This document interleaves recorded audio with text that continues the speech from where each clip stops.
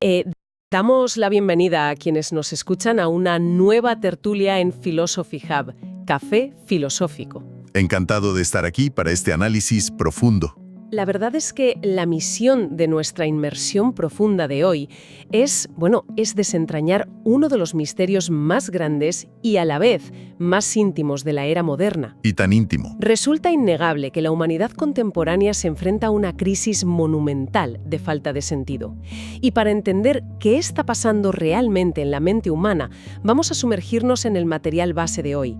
Es un libro fascinante, publicado en 2025, titulado Finding Meaning, o Start Making Sense, del psicólogo investigador Stephen Heine. Un trabajo brillante, por cierto. Absolutamente brillante. Y, quiero dejar algo claro desde el principio.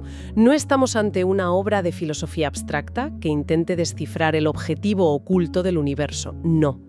Esto es pura psicología experimental. Este trabajo estudia, con datos empíricos sobre la mesa, qué es exactamente lo que hace que la vida de las personas tenga sentido. Y ese es precisamente el marco analítico desde el cual debemos partir hoy. Existe una diferencia abismal que a menudo se confunde entre buscar el sentido filosófico o cósmico del universo y comprender el mecanismo psicológico mediante el cual el cerebro construye ese significado. Claro, son dos cosas distintas. Totalmente. El universo, digamos en toda su inmensidad y frialdad, no nos entrega un manual de instrucciones con nuestro propósito al nacer. Es la mente humana la que, como un sofisticadísimo mecanismo evolutivo de supervivencia, fabrica el sentido para poder avanzar. O sea que somos nosotros los arquitectos de ese propósito. Exacto. No somos meros exploradores buscándolo bajo las piedras. Comprender que el sentido no se descubre, sino que se construye, neurológica y socialmente, cambia por completo las reglas del juego. Vale, pues para explorar cómo el cerebro humano teje esa red, el libro nos sitúa primero ante un concepto que me ha parecido revelador: las sociedades Weird. Ajá, el famoso acrónimo. Sí, Weird, que en inglés significa raro, pero aquí es un acrónimo para poblaciones occidentales, educadas, industrializadas, ricas y democráticas. Resulta que, históricamente, casi toda la psicología moderna ha basado sus estudios en este pequeñísimo porcentaje de la humanidad. Es un sesgo tremendo en la investigación. Tela. Han dado por sentado que las mentes de este grupo funcionaban igual que las del resto del planeta. Pero al ampliar la lente, el choque de datos es espectacular. Ojo a esto que recogen de las encuestas de Gallup a nivel global. Datos de más de 130 países, si no recuerdo mal. Sí, más de 130. Y es contraintuitivo a más no poder. Se observa una correlación negativa entre la riqueza de una nación y el sentido de la vida que reportan sus habitantes. Es una paradoja que, francamente, invita a una reflexión profundísima. Si nos asomamos a esos datos, vemos que en países con ingresos económicos considerablemente menores y con infraestructuras mucho más precarias... Hablamos de lugares como Togo, Senegal o Sierra Leona, ¿no? Exactamente. En esos lugares los habitantes reportan un sentido de la vida altísimo, casi absoluto. Sin embargo, cuando la estadística viaja a naciones ricas e industrializadas como Francia o Japón, el panorama cambia drásticamente. ¿Qué pasa ahí exactamente? Pues que en estos lugares se reportan niveles muy altos de lo que los sociólogos llaman satisfacción vital. Es decir, tienen la vida resuelta a nivel material. Hospitales, carreteras, seguridad, la nevera llena. Claro, hay confort, pero simultáneamente reportan niveles alarmantemente bajos de sentido existencial. Y, de forma trágica, es en estas sociedades del bienestar donde encontramos las mayores tasas de suicidio. Madre mía. Espera, entonces... Sí, es duro. Me estás diciendo que tener la vida materialmente resuelta nos vacía por dentro. Eso rompe por completo el esquema mental de que a mayor bienestar material, mayor realización personal. Bueno, nos obliga a plantear una hipótesis evolutiva fascinante. ¿Acaso el cerebro humano fabrica el sentido de la vida como un mecanismo de defensa ante las dificultades extremas? Fíjate, nunca lo había pensado así. Pensemos en entornos de alta adversidad. La mente necesita forjar un propósito férreo, inquebrantable, para justificar el inmenso esfuerzo que supone sobrevivir un día más. El sentido actúa ahí como un escudo psicológico protector frente al sufrimiento. Ya. La gran pregunta que se abre es, cuando la sociedad elimina gran parte de ese sufrimiento material, a través de la riqueza y el estado de bienestar, ¿se apaga también este mecanismo cerebral? Qué fuerte. O sea, al carecer de esa fricción diaria por la supervivencia, la mente se relaja tanto que ¡pum!, se apaga el motor del propósito. Exacto, se queda al ralentí. Es como si en las poblaciones ricas la psique quedara suspendida en un vacío existencial. Tienes un sofá comodísimo en casa, pero no sabes por qué levantarte de él. Es una metáfora muy acertada.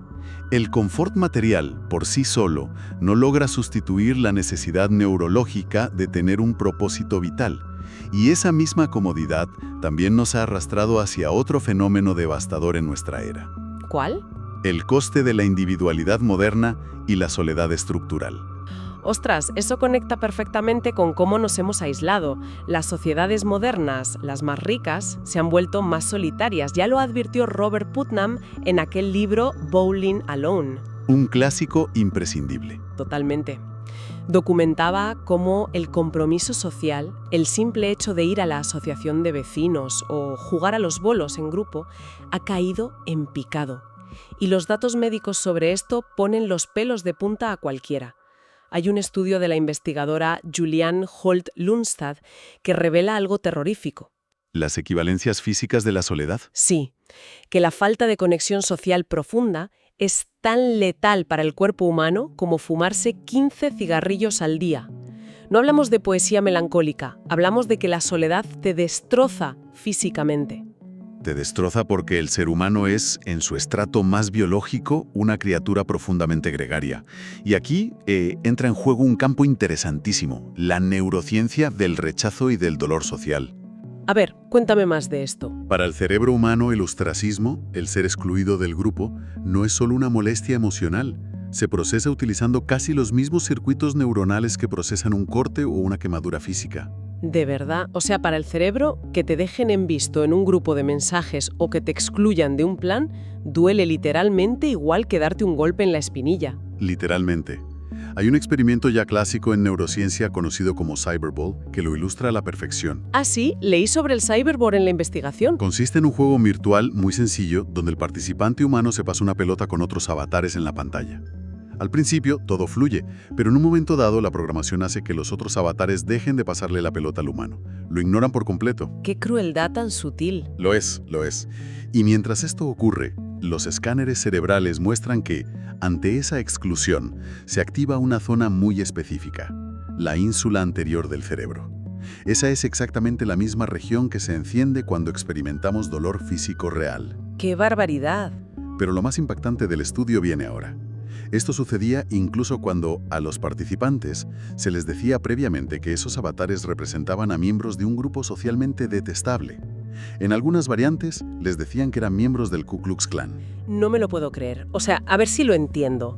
Sabes racionalmente que son personas horribles con las que no querrías tener absolutamente nada que ver. Exacto. Pero tu cerebro primitivo entra en pánico físico por ser rechazado por ellos. Así de profundo es nuestro anhelo de pertenecer. Ser rechazado genera un dolor neurológico medible, independientemente de quién te rechace. Porque en nuestro pasado evolutivo, la exclusión de la tribu significaba una muerte segura en la sabana. Te quedabas solo y eras presa fácil. Es alucinante. De hecho, explorando las fuentes para la tertulia, me topé con un hallazgo de Heine que me dejó sin palabras sobre este mismo tema. Resulta que hay estudios empíricos que demuestran que si administras paracetamol... Sí, el analgésico. Eso es, el analgésico de toda la vida que tomas para el dolor de cabeza. Pues si lo administras, se reduce significativamente el dolor psicológico derivado del rechazo social. Es la prueba definitiva de que biología y emoción son inseparables. Totalmente. Demuestra de forma irrefutable esa conexión biológica. El dolor de sentir que no importas a tu grupo no es una invención de tu ego, es una alarma física gritando que tu supervivencia está en peligro. Así es. Y creo que este es un momento perfecto, precisamente hablando de la necesidad humana de conectar y de formar tribu, para recordar que el conocimiento compartido es uno de los pegamentos sociales más fuertes que existen. Por eso invitamos a nuestra audiencia, a quienes nos acompañan, a apoyar esta misión de Café Filosófico. Sin duda, es un acto de construcción comunitaria. Claro, si esta inmersión profunda está aportando valor, dejar un me gusta y compartir la exploración con otras personas es en el fondo una forma maravillosa de construir comunidad y de combatir ese aislamiento del que hablamos. Es un acto de participación fundamental. Y si te parece, sigamos profundizando porque, aunque hemos visto cómo la mente reacciona al aislamiento, hay un fantasma aún más imponente acechando en el fondo de la psique humana. Te refieres a la muerte, supongo. A la conciencia de nuestra propia finitud, sí. Si observamos a nuestros parientes genéticos más cercanos, vemos una diferencia abismal en cómo procesan el final de la vida.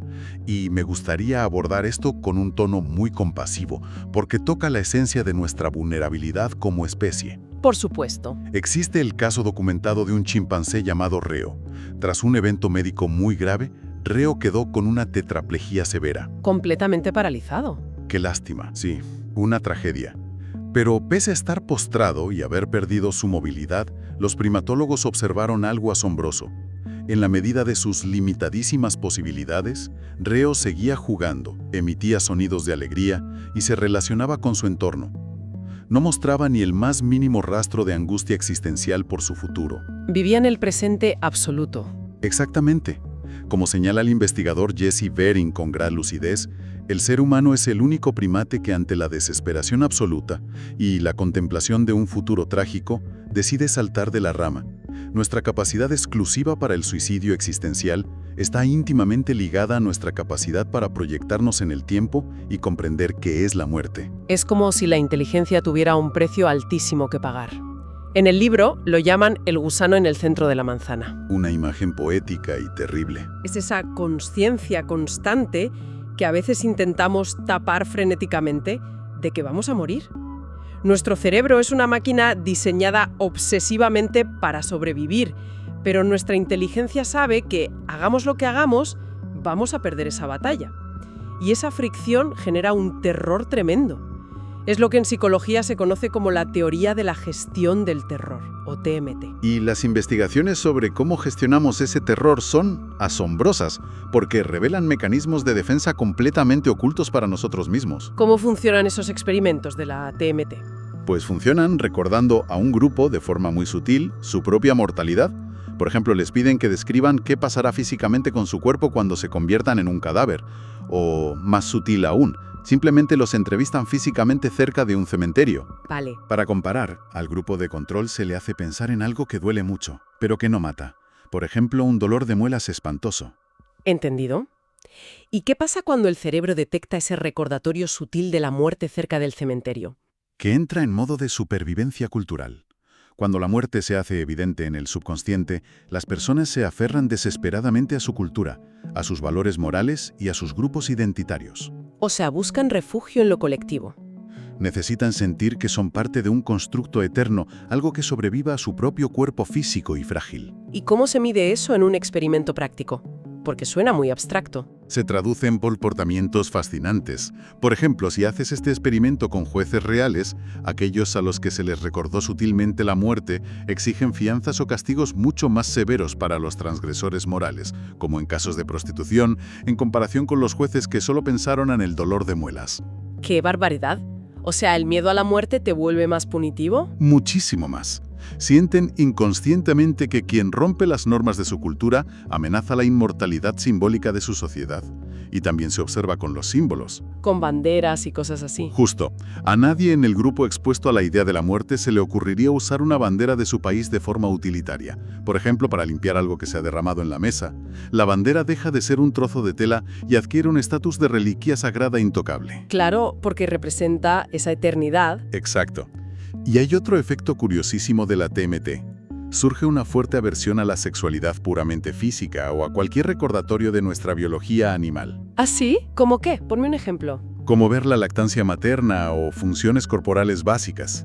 Inconscientemente la mente intenta distanciarse de su naturaleza animal, porque lógicamente los animales son seres de carne que mueren y se pudren. Ya veo por dónde vas. En ese estado de alerta existencial, queremos convencernos a toda costa de que somos seres puramente espirituales, trascendentes, regidos por normas elevadas e inmortales. Tela. Es un mecanismo de autoengaño brillantísimo para no volvernos locos de pánico, la verdad. Y esto me lleva a otro de los grandes pilares que sostienen a la mente para no caer en ese absurdo. La llamada continuidad del yo. Un tema fundamental. Piensa en esto un segundo. ¿Por qué creemos firmemente que somos la misma persona hoy que cuando teníamos 5 años? A nivel biológico, casi todas nuestras células se han renovado. Pensamos distinto, vestimos distinto, nos gusta otra comida. Todo ha cambiado por completo. Y sin embargo, en nuestra cabeza hay un hilo narrativo constante que nos dice «yo soy esa persona». Ese hilo es absolutamente vital. La psicología lo denomina el modelo de mantenimiento del significado. Nos explica que contar historias sobre nosotros mismos no es un pasatiempo de domingo, es una necesidad estructural del cerebro. Es lo que nos da coherencia, ¿no? Completamente. La terapia de la nostalgia, el recordar el pasado, mirar fotos antiguas, compartir anécdotas de la infancia con la familia, todo esto es arquitectura psicológica pura. Sirve para mantener ese hilo narrativo intacto y proteger a la mente del caos que supone el paso del tiempo. Le da una coherencia profunda a nuestra existencia temporal. Claro, te da unas raíces firmes. Pero claro, eso me hace preguntarme, ¿qué ocurre cuando ese hilo se rompe de forma violenta y no puedes mirar al pasado con esa seguridad? Aquí, de nuevo, debemos adentrarnos en un terreno que requiere mucha delicadeza. Las experiencias traumáticas profundas, especialmente en la infancia, la pobreza extrema o la migración forzada, tienen un potencial devastador precisamente porque quiebran esta narrativa interna. La parten en dos. Cuando la vida pasada de alguien queda completamente desconectada de su presente, ya sea por un dolor insoportable que obliga a la mente a olvidar y reprimir, o por un desplazamiento geográfico forzoso, el individuo pierde su anclaje en el mundo. Se queda como flotando en la nada. Exacto. Hay un ejemplo empírico sumamente doloroso, pero muy clarificador, en las primeras naciones, que son los pueblos indígenas de Canadá. Estas comunidades han sufrido, por motivos históricos de desarraigo brutal, unas altísimas tasas de suicidio. Sí, he leído sobre esto. Es desolador. En algunas zonas, hasta 50 veces superiores al promedio nacional de Canadá. Es una tragedia inmensa. Sin embargo, las investigaciones arrojaron luz sobre el poder del significado. En aquellas comunidades donde logran preservar activamente sus marcadores de continuidad cultural. Te refieres a mantener su idioma y eso, ¿verdad? Sí, donde pueden mantener vivo su idioma original, sus tradiciones, su propia educación e incluso cierto grado de autogobierno. Pues en esos lugares, las tasas de suicidio disminuyen de forma drástica, igualándose a las de la población general. ¡Qué dato tan poderoso! Saber de dónde vienes y sentir que esa historia sigue viva a través de ti, literalmente salva vidas. Repara ese hilo roto. Es que la continuidad cultural proporciona una continuidad personal que estabiliza la mente frente al abismo del vacío. Y esto de la continuidad del yo es tan potente que me aterra pensar cómo se ha llegado a utilizar esta vulnerabilidad humana como un arma. ¿Te refieres al caso de la Stasi? Me refiero a la Stasi, sí, la policía secreta de Alemania Oriental. Leyendo sobre cómo aplicaban la psicología oscura me quedé helada. Histórico muy siniestro. La Stasi desarrolló una técnica de guerra psicológica de estado llamada Zersetzung, que podría traducirse como descomposición o disrupción. Exacto, Zersetzung. Los servicios de inteligencia de la Stasi se dieron cuenta de algo terrible. No necesitaban mancharse las manos con tortura física tradicional para quebrar y anular a los disidentes políticos. Bastaba con destruir la continuidad de su yo, alterando su realidad más cotidiana de manera sistemática y silenciosa. Madre mía, o sea, luz de gas a nivel de Estado. ¿Qué les hacían exactamente para lograr esa disrupción? Cosas que aisladas parecerían menores, casi una broma pesada, pero que sostenidas en el tiempo son enloquecedoras. Los agentes entraban en secreto en las casas de los disidentes cuando no estaban y desordenaban su cotidianidad. ¿Cómo qué? Por ejemplo, cambiaban la sal de bote y la ponían donde el azúcar. Movían los cuadros de la pared un par de centímetros para que estuvieran sutilmente torcidos. Uf. Les cambiaban la marca de té que solían comprar por otra diferente, o manipulaban el despertador para que sonara a una hora equivocada y no recordaran haberlo puesto así. Es fortísimo pensarlo. Imagínate dudar de tu propia memoria todos los días en tu refugio, en tu propia casa. Ese era precisamente el objetivo. Al no poder confiar en sus propios recuerdos inmediatos, ni en su percepción espacial del entorno seguro, las víctimas perdían literalmente el hilo de su propia narrativa diaria. La disonancia cognitiva debía ser constante. Inasumible. Se les sumían en una paranoia severa que los llevaba a la desesperación, la inactividad política y a un vacío existencial total. La Stasi va a destruir el sentido de la vida de esas personas simplemente desordenando lo predecible de su cotidianidad. Es un testimonio aterrador de cuánto necesita la mente humana la coherencia para no desmoronarse. Desde luego, si nuestra narrativa se rompe, nos rompemos con ella. Afortunadamente, quienes nos escuchan hoy no tienen a la policía secreta cambiándoles la sal en la cocina, pero sí que nos enfrentamos a otra fuerza moderna que erosiona nuestra coherencia diaria. ¿A qué te refieres? A la abrumadora cantidad de estímulos y opciones, la famosa paradoja de la elección. Ah, sí, un fenómeno muy definitorio de las sociedades contemporáneas y democráticas. Es que, piénsalo, tenemos miles de opciones para todo, desde qué carrera universitaria estudiar hasta qué cenar un martes. A veces, y a todos nos ha pasado, te pasas 40 minutos scrolleando en una plataforma de series para elegir qué ver y acabas yéndote a dormir de la pura frustración. Demasiada carga cognitiva. Exacto. La mente tiene que estar constantemente justificando por qué eligió el camino A y descartó los miles de otros caminos. Esa fatiga por elección constante nos va drenando el sentido vital, porque siempre te queda la duda persistente de si la otra opción hubiera sido la correcta. Entonces, ante esta parálisis y este desgaste, ¿cómo construimos un antídoto efectivo? Uno de los terrenos más fértiles donde la mente adulta busca construir ese sentido de forma activa es sin duda en la esfera laboral. Y la psicología, basándose en evidencia empírica, hace una distinción brillante aquí. A ver. Divide nuestra relación con el trabajo en 3 niveles fundamentales. Primero está el empleo. Que es lo más básico, ¿no? Sí, se percibe como una simple transacción. Doy mi tiempo, mi energía y a cambio recibo un dinero para pagar facturas. Sin más. Luego está la profesión. ¿Y ahí qué cambia? Ahí hay un componente claro de identidad. Es un camino de crecimiento personal, desarrollo de habilidades y búsqueda de cierto estatus social. Y, en la cúspide de esta pirámide, está la vocación, que es cuando experimentamos nuestro trabajo como un servicio directo que aporta a la humanidad, algo mucho más grande que nosotros mismos. Pero claro, siendo realistas, no todo el mundo puede permitirse el lujo de tener una vocación poética y trascendental. Para aterrizar esto en la vida real de la gente, el libro de Hines introduce un marco analítico interesantísimo llamado Aspire. ¿Podrías desgranarnos esto un poco para entender cómo se aplica en el día a día? Por supuesto. El modelo Aspire es un acrónimo que agrupa 5 dimensiones clave para cultivar el sentido sea cual sea tu situación. La S viene de fortaleces, del inglés strengths, es decir, utilizar conscientemente aquello en lo que somos naturalmente buenos. Aprovechar tus talentos innatos. Exacto. La P es de personalización, lograr imprimir nuestro toque único en las tareas que hacemos. La I es integración, alinear lo que hacemos con nuestros valores morales más profundos. La R es resonancia, que se refiere a la capacidad de conectar emocionalmente con quienes reciben los frutos de nuestro trabajo. ¿Y queda la E? La E es expansión, ver cómo nuestro esfuerzo diario genera un impacto real en el entorno más amplio.